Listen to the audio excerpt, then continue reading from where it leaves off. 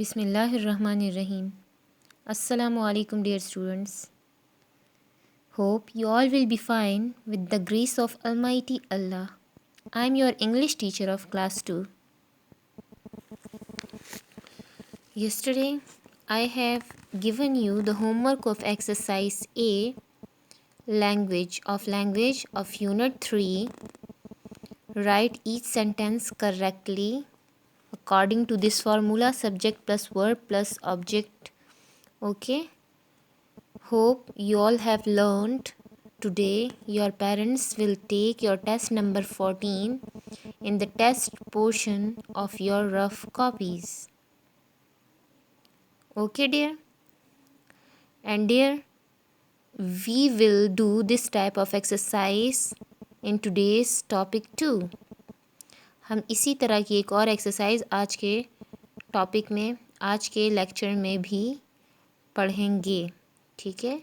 Now note down your today's homework.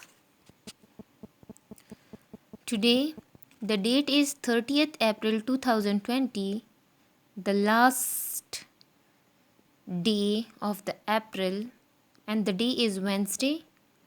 English written plus oral. Note down your homework. Learn exercise B plus C, language of unit 3 from book page number 14. Play lecture number 10 for proper homework. Okay dear?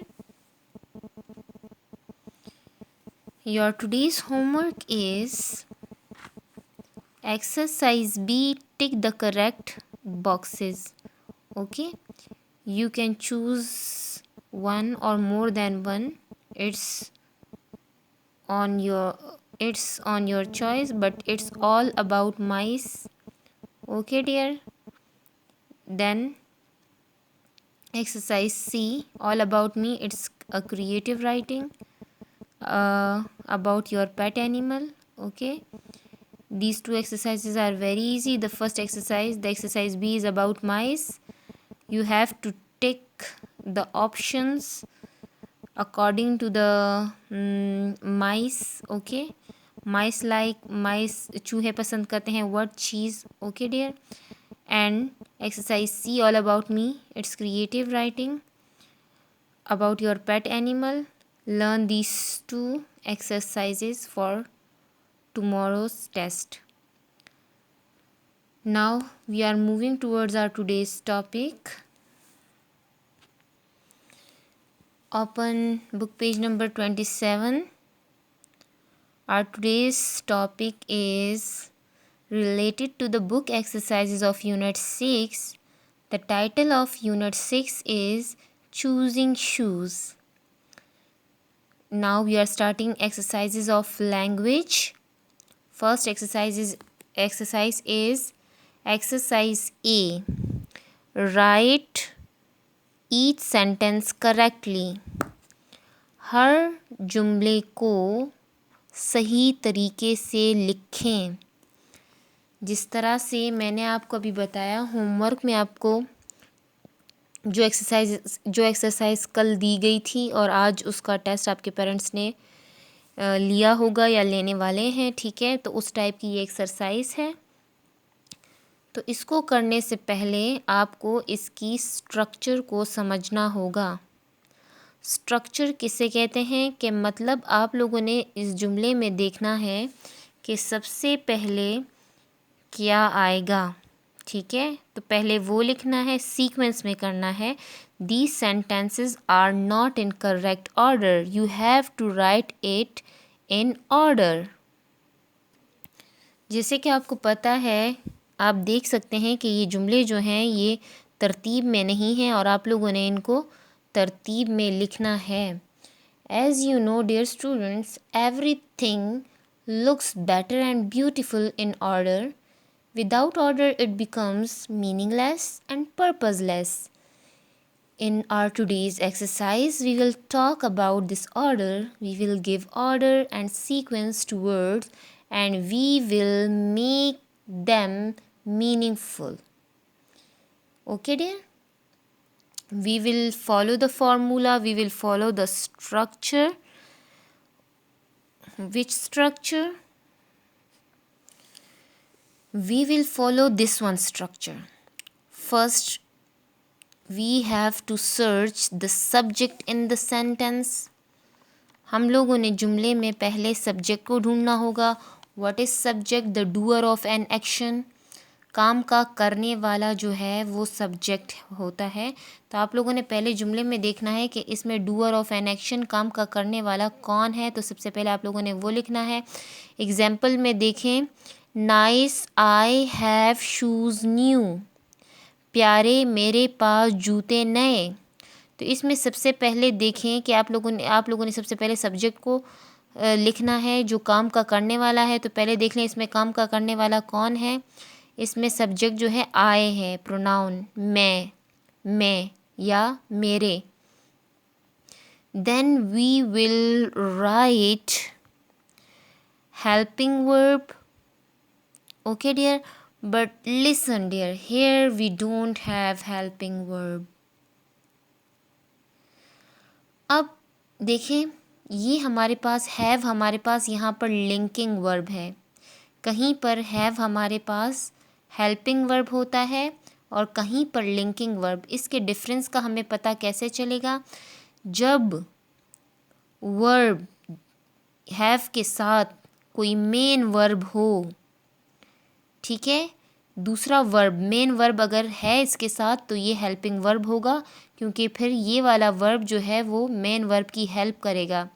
लेकिन अगर इसके साथ दूसरा main verb नहीं है तो फिर ये लिंकिंग वर्ब है. ठीक है, सिर्फ इस सेंटेंस को लिंक कर रहा है इन वर्ड्स को. ठीक है, आई हैव, तो फिर हेल्पिंग वर्ब लिखना है. हमारे पास यहाँ पर हेल्पिंग वर्ब नहीं है क्योंकि हमारे पास मेन वर्ब नहीं है.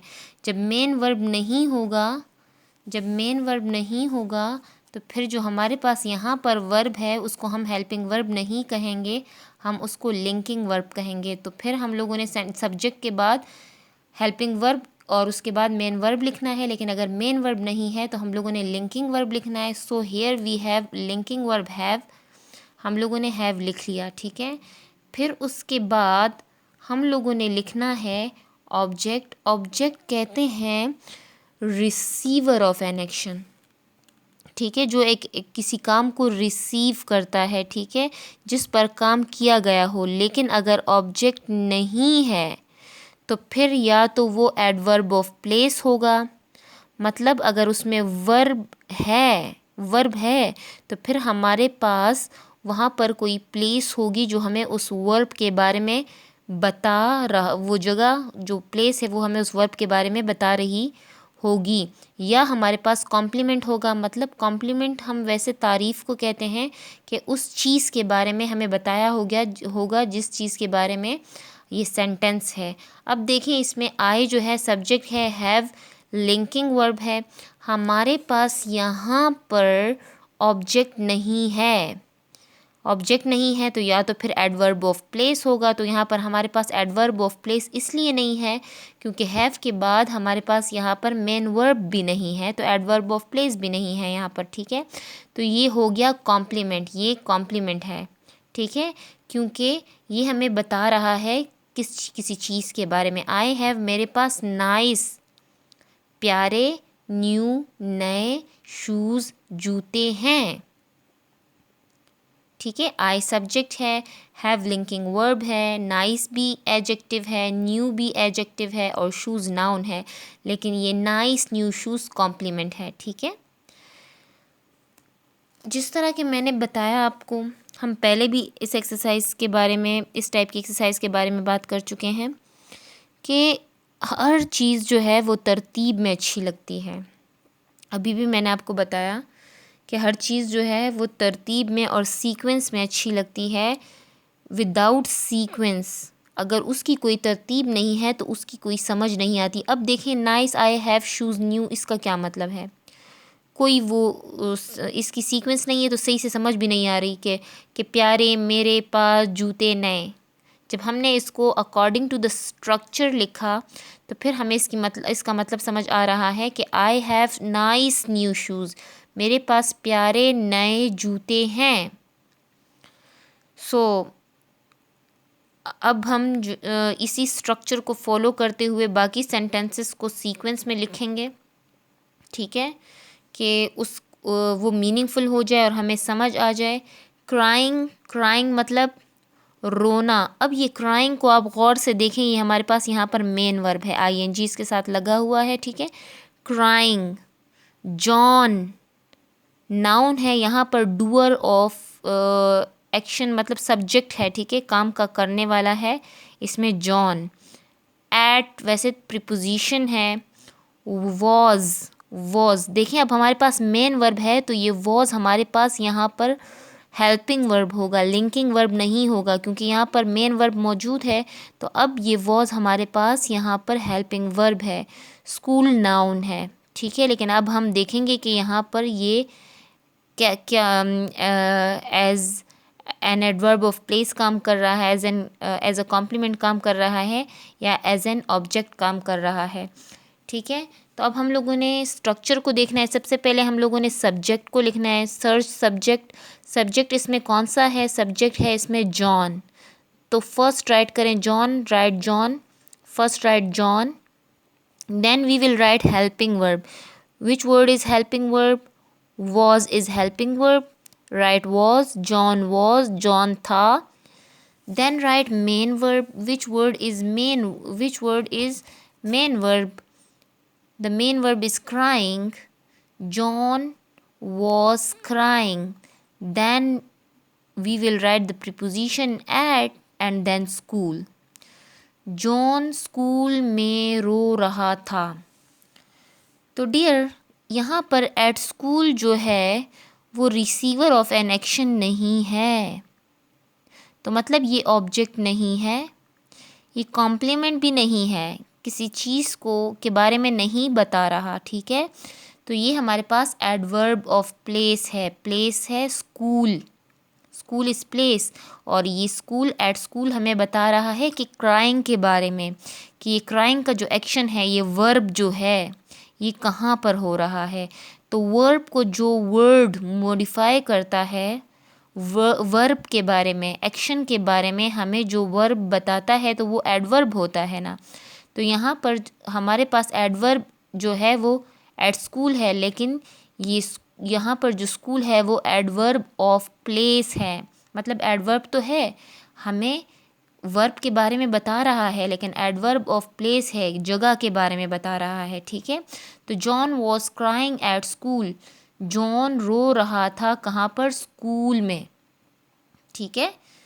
Now the second sentence is shoe जूता, हिज उसका, ही वो, लॉस्ट गुमा दिया, हैड चुका, ठीक है। तो इसका कोई मतलब समझ में नहीं आ रहा। Now we will make it in order, we will correct its sequence. हम इसकी तरतीब ठीक करेंगे अकॉर्डिंग टू द स्ट्रक्चर। तो पहले आप देखें, इसमें हम लोगों ने पहले सब्जेक्ट को ढूंढना है। सब्जेक्ट मतलब कि the doer of an action. तो इसमें देखें हमारे पास सब्जेक्ट जो है वो ही है। सब्जेक्ट इसमें जितने भी सब्जेक्ट हैं ना, तो उसका जो फर्स्ट लेटर है वो कैपिटल इन्होंने दिया है। देखें यहाँ पर सब्जेक्ट आई कैपिटल है, जे यहाँ पर कैपिटल है, ही का एच कैपिटल है, तो he is subject over hair, ठीक है। प्रोनाउन है यहाँ पर, सब्जेक्ट प्रोनाउन है ही। उसके बाद हम लोगों ने हेल्पिंग वर्ब लिखना है, और हेल्पिंग वर्ब के बाद मेन वर्ब लिखना है। लेकिन अगर इसमें मेन वर्ब नहीं है तो फिर अगर इसमें हेल्पिंग वर्ब है तो वो लिंकिंग वर्ब है, फिर यहाँ पर लिंकिंग वर्ब आएगा। अब इसमें देखें हमारे पास कोई मेन वर्ब नहीं है। Shoe, his, he, lost, sorry हमारे पास मेन वर्ब है। लॉस्ट हमारे पास मेन वर्ब है, ठीक है। Lost is the second form of lose, घुमा देना। लॉस्ट घुमा दिया या घुमा चुका, ठीक है। तो यहाँ पर थर्ड फॉर्म यूज़ हुई है ही। आप इधर देखें dear, shoe, his, he, lost, had, सबसे पहले सब्जेक्ट, उसके बाद हेल्पिंग वर्ब। तो हेल्पिंग वर्ब यहाँ पर हमारे पास हैड है, और जब भी हैड आता है तो वहाँ पर third form of verb use होती है। तो यहाँ पर थर्ड फॉर्म ऑफ वर्ब जो है वो लॉस्ट है, घुमा दिया, घुमा चुका, ठीक है, घुमा चुका। हैड का मतलब यहाँ पर था है, ठीक है। तो लॉस्ट यहाँ पर हमारे पास क्या है, मेन वर्ब है, तो इसलिए ये हैड यहाँ पर हमारे पास हेल्पिंग वर्ब है, ठीक है। अब सब्जेक्ट भी हो गया, हेल्पिंग वर्ब भी हो गया, मेन वर्ब भी हो गया। तो इसके बाद अब बारी है किस चीज़ की, या तो ऑब्जेक्ट होगा या एडवर्ब ऑफ प्लेस होगा या कॉम्प्लीमेंट होगा। तो अब देखें, ही had lost, he had lost, वो गुमा चुका था क्या, his shoe.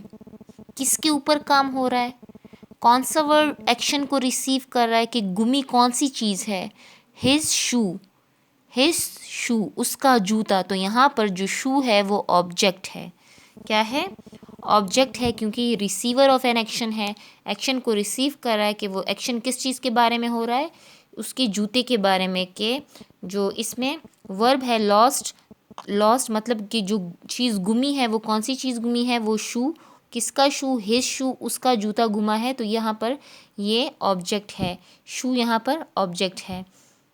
The third one is brown, भूरा या कथई। कल हम बात कर चुके हैं इस कलर के बारे में, ब्राउन कलर। इट, ये या वो, स्मॉल छोटा, शू जूता, वॉज था, एक। कोई मतलब समझ में नहीं आ रहा।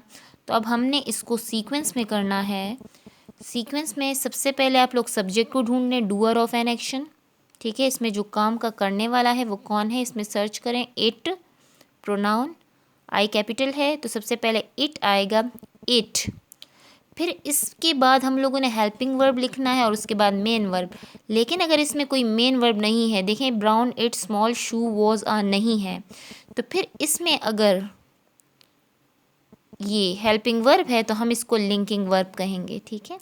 वॉज है तो इट वॉज लिख लें, हमारे पास यहाँ पर मेन वर्ब नहीं है, देखें ज़रा, कोई फॉर्म नहीं है वर्ब की, ठीक है, कोई मेन वर्ब नहीं है। तो ये वॉज हमारे पास यहाँ पर लिंकिंग वर्ब है। इट वॉज, इट वॉज वो था या ये था, इट वॉज एक, स्मॉल छोटा, ब्राउन भूरा, शू जूता। वो एक छोटा भूरा जूता था। तो अब देखें इसमें सब्जेक्ट जो है वो इट है, वॉज इसमें लिंकिंग वर्ब है, और तो वैसे तो आर्टिकल है, स्मॉल इसमें एडजेक्टिव है, ब्राउन इसमें एडजेक्टिव है, शू इसमें जूता है, ठीक है। एडजेक्टिव्स वो वर्ड्स होते हैं, वो होते हैं जो हमें नाउन के बारे में बताते हैं। यहाँ पर स्मॉल और ब्राउन हमें शू के बारे में बता रहे हैं और शू नाउन है, ठीक है। तो यहाँ पर आप देखें हमारे पास कोई ऑब्जेक्ट नहीं है, ठीक है, क्योंकि हमारे पास मेन वर्ब नहीं है। तो ये हमें किस चीज़ के बारे में, किस एक्शन को ये रिसीव कर रहा है, कोई भी नहीं है। तो यहाँ पर ऑब्जेक्ट नहीं है, एडवर्ब ऑफ प्लेस भी नहीं है क्योंकि इसमें मेन वर्ब नहीं है। तो ये हमें, ये किस वर्ब को मॉडिफाई कर रहा है, किसी को भी नहीं ना, किस वर्ब के बारे में बता रहा है। तो ये जो यहाँ बाकी सेंटेंस है, अ स्मॉल ब्राउन शू, ये हमें सब्जेक्ट के बारे में बता रहा है, ठीक है, शू के बारे में। तो ये कॉम्प्लीमेंट है, एक तारीफ़ है, एक जो है इन्फॉर्मेशन है। तो ये इट सब्जेक्ट है, वॉज लिंकिंग वर्ब, और अ स्मॉल ब्राउन शू इसमें क्या है, कॉम्प्लीमेंट है, ठीक है। सब्जेक्ट, लिंकिंग वर्ब और कॉम्प्लीमेंट, इसका स्ट्रक्चर ऐसे है। The fourth one is everywhere, हर जगह, टीचर उस्ताद या उस्तानी ने, द का कोई मतलब नहीं है, ये आर्टिकल है, लुक देखा, सेकंड फॉर्म ऑफ वर्ब। अब देखें डियर, इसमें सबसे पहले आप लोगों ने देखना है कि सब्जेक्ट कौन सा है। इसमें पहले कैपिटल लेटर वाला वर्ड तलाश करें, सर्च करें। इसमें द कैपिटल लेटर से स्टार्ट हो रहा है, first write the, but which word is subject over here, search the teacher is subject, okay, write the teacher, उस्ताद या उस्तानी। Then we will write the helping verb, but we have not any helping verb over here and no linking verb, we have direct the main verb. ठीक है, subject then main verb, subject the teacher then the teacher looked and then the last word everywhere, हर जगह. उस्ताद ने हर जगह देखा या उस्तानी ने हर जगह देखा. तो आप इधर देखें, द टीचर इसमें सब्जेक्ट है, लुक्ड इसमें वर्ब है और एवरीवेयर हमें बता रहा है जगह के बारे में, और ये वर्ड एवरीवेयर हमें लुक्ड के बारे में बता रहा है और लुक्ड यहाँ पर वर्ब है. तो जो वर्ड हमें वर्ब के बारे में बताता है तो वो एडवर्ब होता है, और यहाँ पर ये हमें प्लेस के बारे में बता रहा है. ठीक है, तो ये एडवर्ब ऑफ प्लेस है. तो इसका स्ट्रक्चर कैसे है? Subject verb plus adverb of place. Teacher ने, उस्ताद या उस्तानी ने हर जगह देखा. The last one is the table, मेज, the it's article, no meaning, इसका कोई मतलब नहीं है. वॉज था, अंडर नीचे, द शू जूते के, कोई मतलब नहीं है. Now we have to write it in sequence. First write subject, search the subject, first write the article, the, the, and the shoe is subject over here, the shoe जूता. Then search the helping verb or linking verb. Here the was is linking verb. was जो है इसमें linking verb है क्योंकि हमारे पास यहाँ पर कोई main verb नहीं है. तो the shoe was जूता था कहाँ पर? under the table. जूता मेज़ के नीचे था. तो अगेन इसका स्ट्रक्चर जो है वो कैसा है? सब्जेक्ट, लिंकिंग वर्ब, सब्जेक्ट क्योंकि इसमें मेन वर्ब नहीं है तो यहाँ पर लिंकिंग वर्ब आएगा, और अंडर द टेबल कहाँ पर था? जूता जो था वो कहाँ पर था? मेज़ के नीचे था. The shoe was under the table, जूता मेज़ के नीचे था. So the shoe is subject, was is linking verb, जूता था कहाँ पर था? So this under the table is telling us about this linking verb, कि मतलब ये जूता कहाँ पर था. तो वर्ब के बारे में हमें यहाँ पर बता रहा है, द प्लेस जगह के बारे में बता रहा है. So under the table is adverb of place. जूता था अंडर द टेबल, मेज़ के नीचे. Hope you all have understood. आप सबको समझ आई होगी. ठीक है, ये स्ट्रक्चर मैंने समझाई है थोड़ी डिटेल में, तो कंफ्यूज नहीं होना, गौर से सुन लें. ठीक है, मैं दोबारा रिपीट कर रही हूँ कि आप लोग जब इसको गौर से देखेंगे और सुनेंगे तो आपको फिर इतना सोचना नहीं पड़ेगा, डायरेक्ट आप इसका सीक्वेंस ठीक कर सकते हैं. Nice I have shoes new, इसको ठीक करके किस तरह लिखना है? I have nice new shoes, मेरे पास प्यारे नए जूते हैं. Crying John at was school, इसका करेक्ट सेंटेंस है John was crying at school, John school में रो रहा था. Shoe his he lost had, इसको ठीक करके लिखा गया है यहाँ पर he had lost his shoe, he had lost his शू, वो अपना जूता गुमा चुका था. Brown at small shoe was a, correct sentence is it was a small brown shoe, वो एक छोटा भूरा जूता था. Number 4 is everywhere teacher the looked, the correct sentence is the teacher looked everywhere, उस्ताद या उस्तानी ने देखा हर जगह, उस्ताद या उस्तानी ने हर जगह देखा. The 5th one is table the was under the shoe, the correct sentence is the shoe was under the table, जूता मेज़ के नीचे था. Now I have explained this exercise A in detail. We will do exercise B and C of language on page 27 in the next lecture, inshallah. Thank you.